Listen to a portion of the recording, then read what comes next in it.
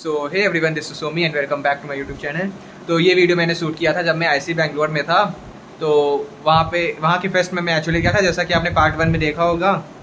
तो वहाँ पे जो मेरे रूममेट बने थे वो दो भैया थे, जो कि एट प्रेजेंट गूगल में इंटर्न है और 6 स्टार कोडर है कोडसेफ पे, और उनकी ऑल इंडिया रैंक कुछ अंडर 50 है। तो मैंने उनके साथ एक पॉडकास्ट शूट किया था कि मतलब कैसे सीपी स्टार्ट कर सकते हैं, उन्होंने उनकी क्या जर्नी रही है। तो इस वीडियो में उन्होंने अपना पूरा यही बताया है। तो वीडियो में हो सकता है आप लोग को कुछ प्रॉब्लम लगी कि जैसे वीडियो कुछ सेकी टाइप का है, क्योंकि एक्चुअली हुआ क्या था कि भैया लोग थोड़ा लेट हो रहे थे, उनकी फ़्लाइट थी। तो मैंने भैया से रिक्वेस्ट करा थोड़ा, तो भैया ने कहा ठीक है कर लो जल्दी से शूट। तो मैं एक हाथ से सेल्फी स्टिक से और दूसरे हाथ में मोबाइल लिया था, क्वेश्चंस पढ़ रहा था। तो हो सकता है वीडियो थोड़ा सेकी हो, तो उसके लिए सॉरी। फिर बाकी देखते अपना पॉडकास्ट।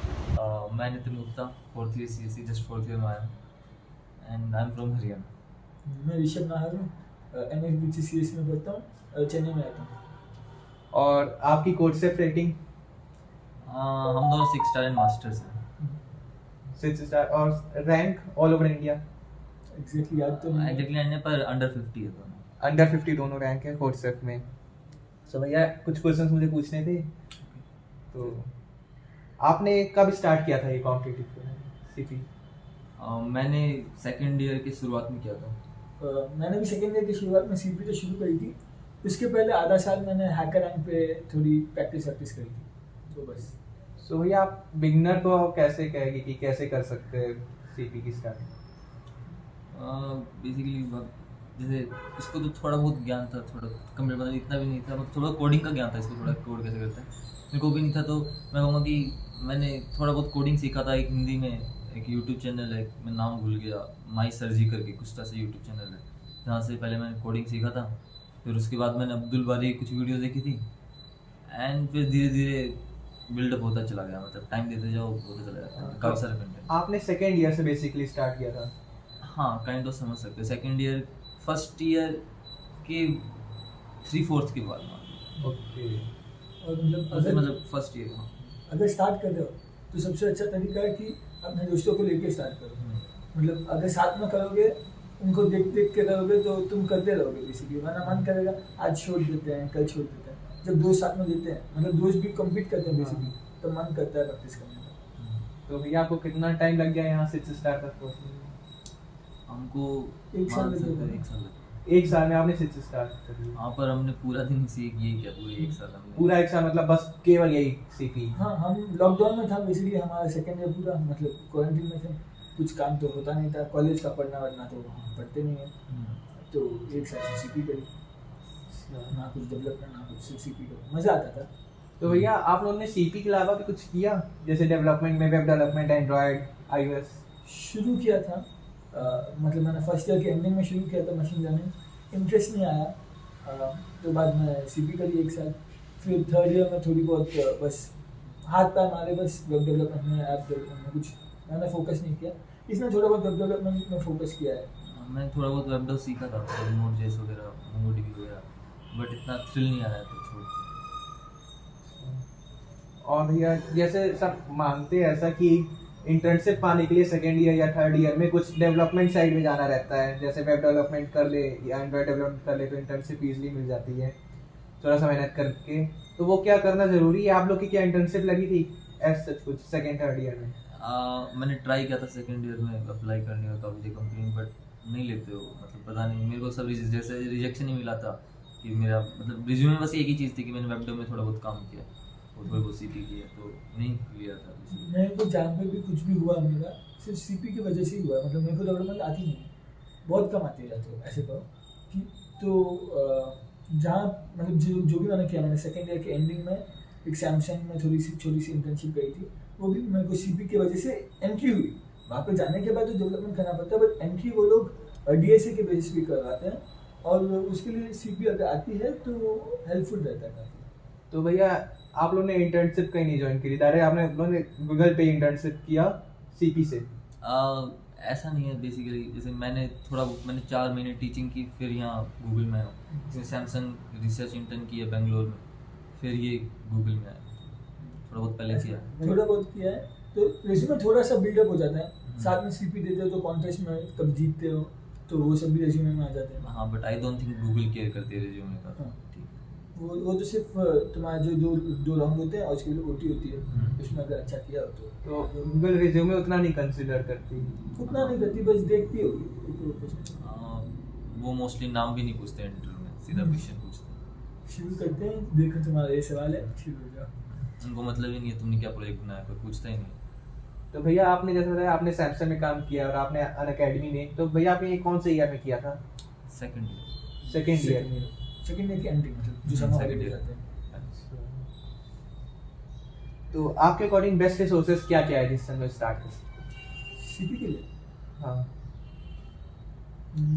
एक हैकर रैंक तो है ही, हैकर है। है ना। और हैकर रैंक तो एक्चुअली एनआईडी ट्रिची से बनी है, तो हमारे यहाँ तो काफ़ी फोकस करते हैं। मतलब जिसको भी बोलो तो हैकर रैंक भी लगा हुआ है स्टार्टिंग में, पहले एक साल स्टार्टिंग।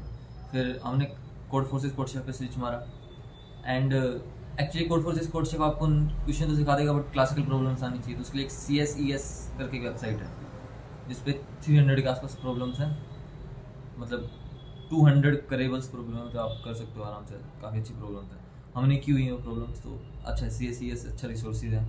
एक वेबसाइट है CSES। हाँ बेसिक्स बहुत स्ट्रांग हो जाते हैं। बेसिक्स काफ़ी स्ट्रॉन्ग हो जाते हैं उससे, अगर वो कर लेते हो तो हाँ, अगर आपको कभी फ्यूचर में ऐसा क्वेश्चन दिखता है जो कि नया नहीं है तो आप कर पाओगे। और कोड फोर्सेस कोडशेफ और एडकोडर तीनों वेबसाइट अच्छी हैं। खासकर मैं कहूँगा एडकोडर बिगनर कॉन्टेस्ट काफ़ी अच्छा है अगर आप बिगनर हो तो। बाकी एडकोडर ARC दे सकते हो। तो भैया कब हम लोग को CP स्टार्ट कर देनी चाहिए, जैसे जब हमारी कोई लैंग्वेज कंप्लीट हो जाए और DSA कंप्लीट हो जाए? डीएसए कंप्लीट होने का वेट मत करो, हाँ, कोई लैंग्वेज आ जाए जस्ट बस कोड कर सकते हो, शुरू कर दो। वैसे भी डीएसए तो वैसे ही आ जाएगी। मतलब ज़्यादा से ज़्यादा डीएसए में क्या है, तुम लोग जो डेटा स्ट्रक्चर सीखोगे, एल्गोरिथम सीखोगे, सवाल करते जाओ, आते सीखते जाओ।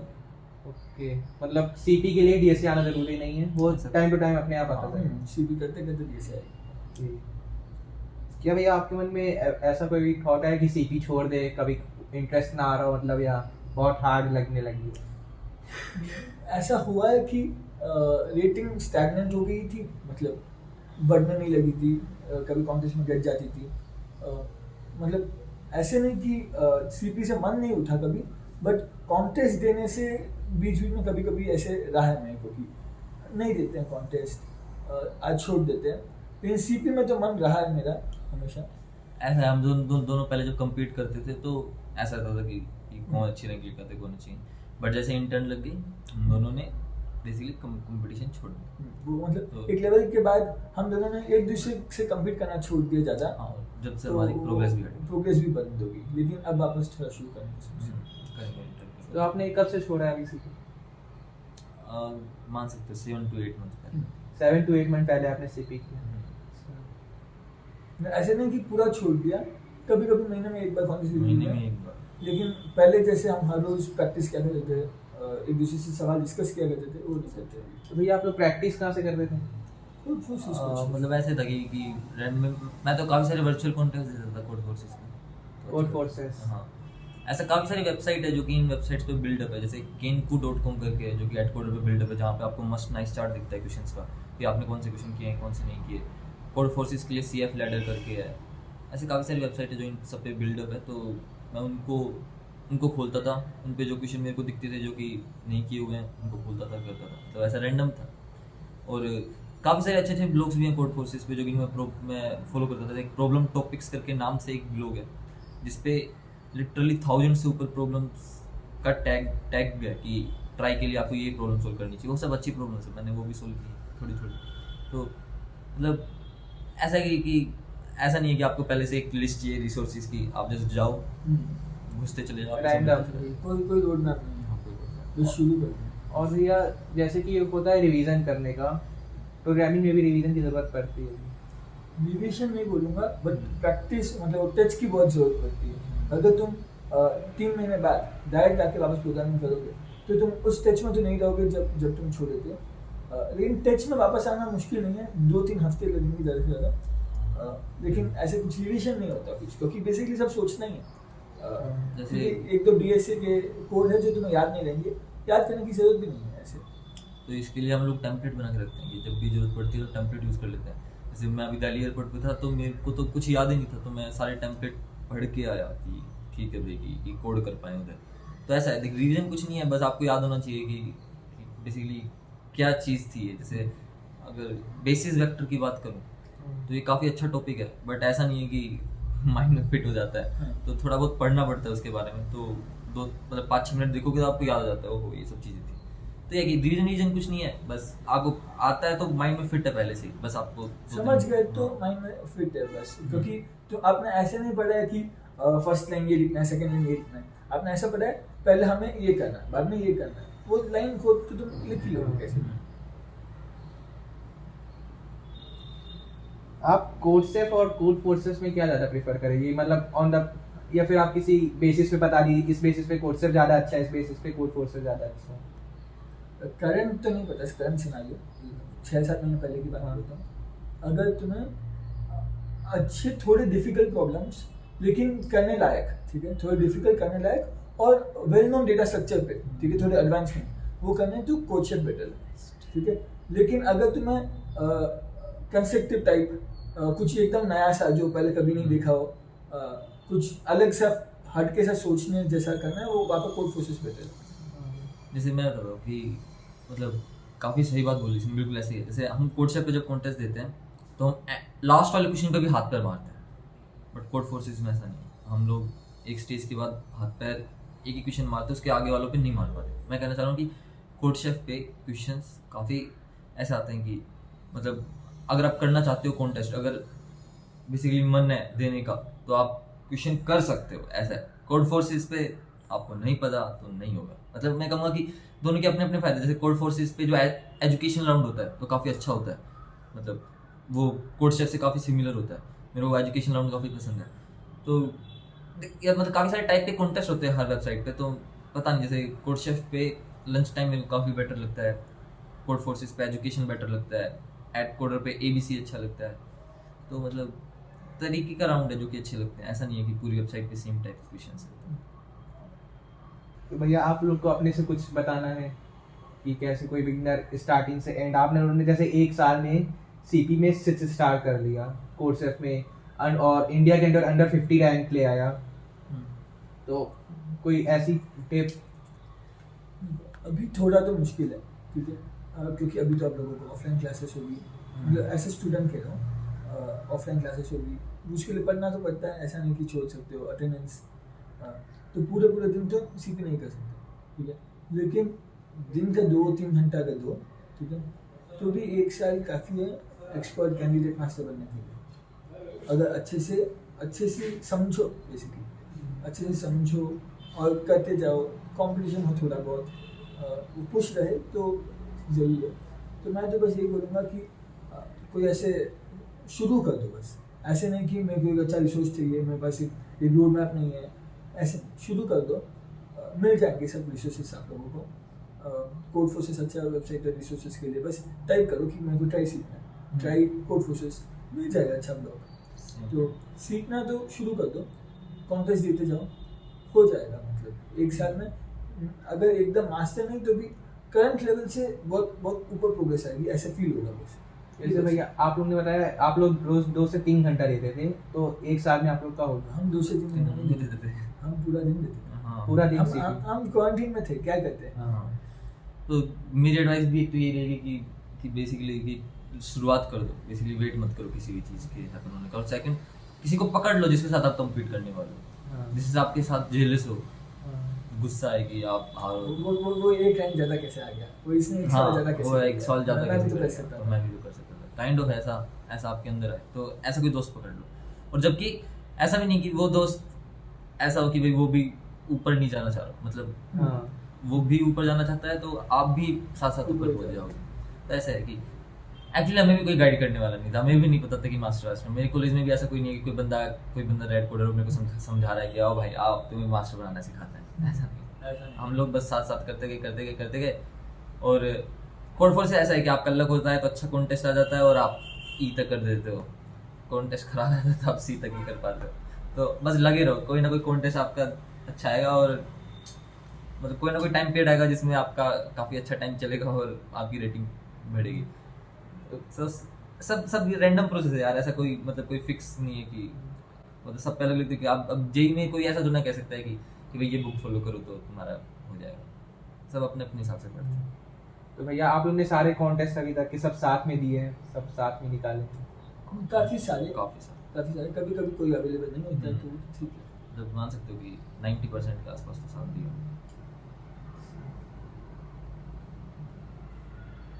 वो लीडर को जब देखते हैं ना कि उसने एक साल ज़्यादा कर दिया तो कुछ तो रहता ही है कि कर सकता हूँ, मतलब क्योंकि मैं जानता हूँ कि ऐसा कुछ नहीं है जो इसने पढ़ा है और मैंने नहीं पढ़ा है, तो अगर ये कुछ कर सकते हैं तो हाँ, मैं बस सोच सही से नहीं रहा हूँ लेकिन मुझे आता है कॉन्सेप्ट, ऐसे पता चलता है। और इससे फायदा ये भी होता है कि सामने वाला समझा देता है, हम फोन पे बात कर लेते थे कि भाई ये क्या हो रहा है, तो तेरे को जो कॉन्सेप्ट सीखने में खुद से 4 घंटे लगेंगे वो सामने वाला फोन पे 15 मिनट में सिखा देगा।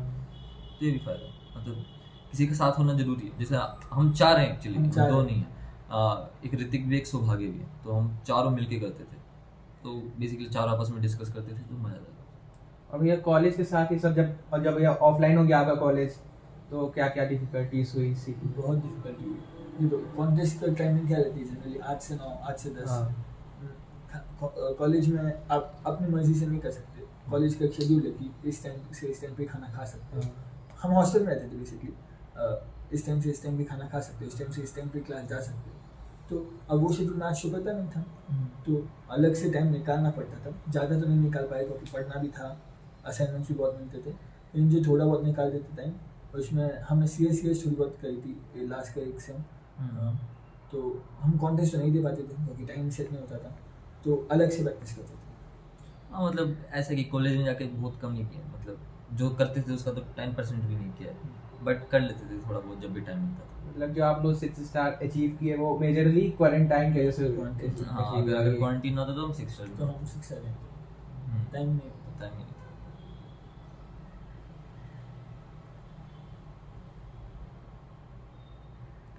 और भैया कोई टिप अपने से?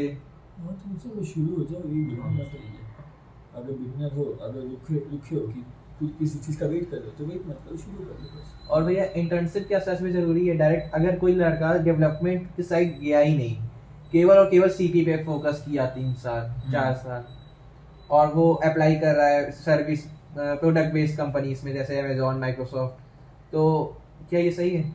इंटर्नशिप के बेनिफिट्स? ब्रो देख, मैं कहूँगा कि ऐसा सबका अपना अपना फील्ड है ब्रो, कि अगर तू हर जिस फील्ड में तू जा रहा है अगर उसमें तू बेस्ट है तो तेरे को जॉब की प्रॉब्लम नहीं होनी चाहिए। मतलब लोग कहते हैं कि सीपी करो, वेब डेव करो, मैं कहता हूँ क्या फर्क पड़ता है यार, जिस फील्ड जो फील्ड कर रहे हो उसमें बेटर हो जाओ ना।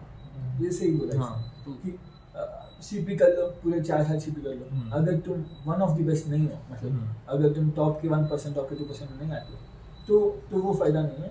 तो जिस चीज़ में मन लगे, जो चीज़ तुम कंटिन्यूसली कर सको वो चीज़ करो, उसमें वन ऑफ द बेस्ट बनो। हाँ, जैसे कुछ स्टूडेंट्स होता है जिनका सीपी में बहुत मन होता है लेकिन इंटर्नशिप पाने के लिए वो डेवलपमेंट साइड में जाते हैं कि सेकंड थर्ड ईयर में उनकी इंटर्नशिप लग जाए एटलीस्ट। इंटर्नशिप लगने के लिए तो डेवलपमेंट सही नहीं है, मतलब internship। इंटर्नशिप में काम करने के लिए थोड़ा बहुत जरूरी है, ज़्यादा भी नहीं है वो, क्योंकि अलग ही चीज़ होती है वो।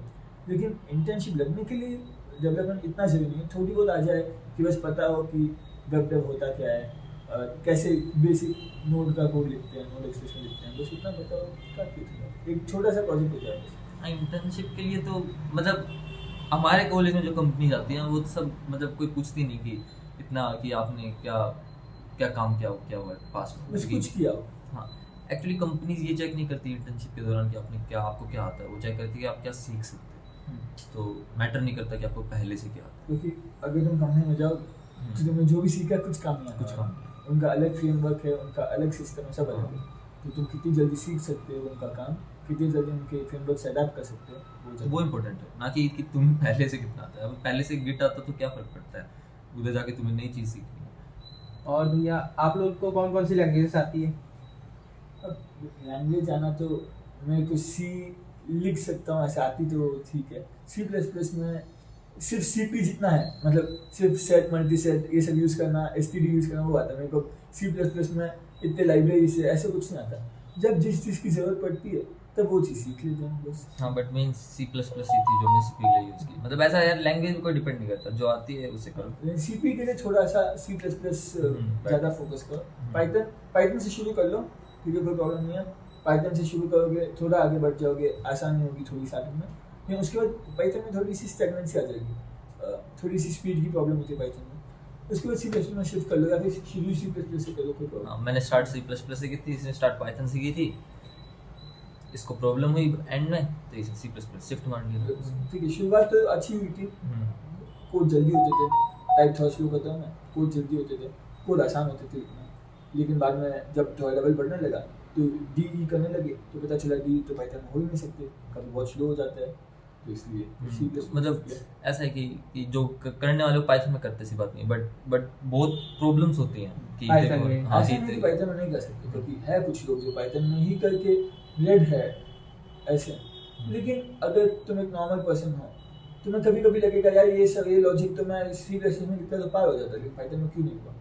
और पाइथन में टाइम कॉम्प्लेक्सिटी बढ़ जाती होगी क्योंकि वो स्लो लैंग्वेज है। थोड़ी सी हाँ मतलब एक कॉन्स्टेंट फैक्टर बढ़ जाता है। और सी प्लस प्लस का भी कुछ प्रॉब्लम्स है कि यहाँ पे बिग एंड नहीं होता, तो वो भी कुछ कई टाइम थोड़ी प्रॉब्लम होता है। तो हर लैंग्वेज की अपनी अपनी प्रॉब्लम है, बट पाइथन की थोड़ी ज़्यादा प्रॉब्लम है। मैंने तो यही किया है, जब हम ऐड कोडर पे कॉन्टेस्ट देते थे, हाँ। कभी कभी सवाल ऐड कोडर ऐसे बना देता है एकदम 10 की बार 18 के पास पहुंचा देता है नंबर, ठीक है, छोटी सी एरर सी प्लस में और तुम्हारा ओवरफ्लो आ जाएगा, तो मैं पाइथन यूज कर लेता हूँ। हाँ, और मैं सी प्लस प्लस में ऐड करा जाता था कि मैं ठीक करूँ तो करूँ कैसे।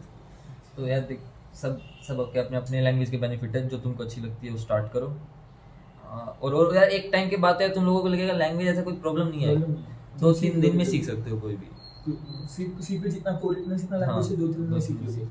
हाँ, बट उसमें माहिर होने में थोड़ा टाइम लगता है, क्योंकि कुछ लैंग्वेज की स्पेसिफिक चीज़ें होती हैं जो कि उनकी पावरफुल होती है, उनकी वीकनेस होती है, ये हाँ, पता करना ये पड़ेगा। सीखना होता है। ऐसे पाइथन तो मैं कल सीख ली, लेकिन अब ये पता करना कि पाइथन में सेट में इंसर्ट करना O1 है, लेकिन बहुत हाई कांस्टेंट फैक्टर है, नहीं जनरली काम नहीं करेगा सीपी के कॉन्टेक्स्ट में।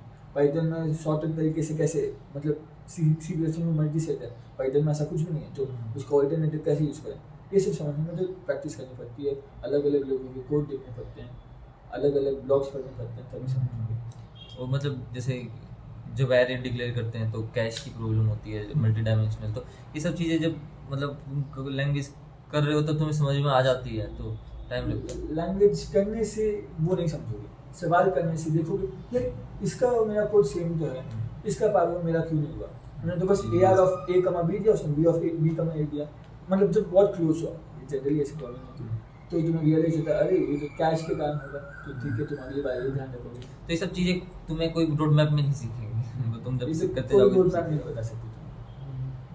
तो बस इतना ही है bro। भैया अकॉर्डिंग टू यू मतलब एक ही लैंग्वेज हम लोग को करना चाहिए, जैसे आपने बताया आपने पाइथन भी की सी प्लस प्लस भी किया, तो आपको दोनों के मेरिट्स डिमेरिट्स। ये काफ़ी है, ऐसा नहीं कि दो, मैं तो ऑलमोस्ट जितने भी लोगों को जानता हूँ जिन्होंने इसे बेटर किया, उन्होंने सिर्फ सी प्लस प्लस सीखी थी, सीपी के लिए एटलीस्ट। बाकी लोग हैं जिन्होंने मल्टीपल लैंग्वेज सीखी डेवलपमेंट के लिए, लेकिन सीपी के लिए एक सी प्लस प्लस काफ़ी है बहुत। C plus plus is best language for C. मैं तो बोलूँगा। सो तो और कुछ आपको अपने से और तो कुछ नहीं है बस, मतलब बस स्टार्ट कर दो। और start यही है बस। हमने भी हेसिटेट किया था स्टार्ट करने से, फर्स्ट ईयर की एंडिंग में नहीं करा था, सेकेंड ईयर की स्टार्टिंग में क्वारंटीन था, कुछ करने को था नहीं, कर दिया ये। एक्चुअली ऐसा भी नहीं था कि हमें कोर्स के बारे में किसी ने बताया, किसी ने नहीं senior बताया। ने। वो मुझे तो एक दिन अचानक इसका कॉल आया, इसका और सौभाग्य का कॉल आया कि भाई हम लोग कोड प्रोसेस को कॉम्पिटिशन शुरू कर रहे हैं, तू भी आ जा।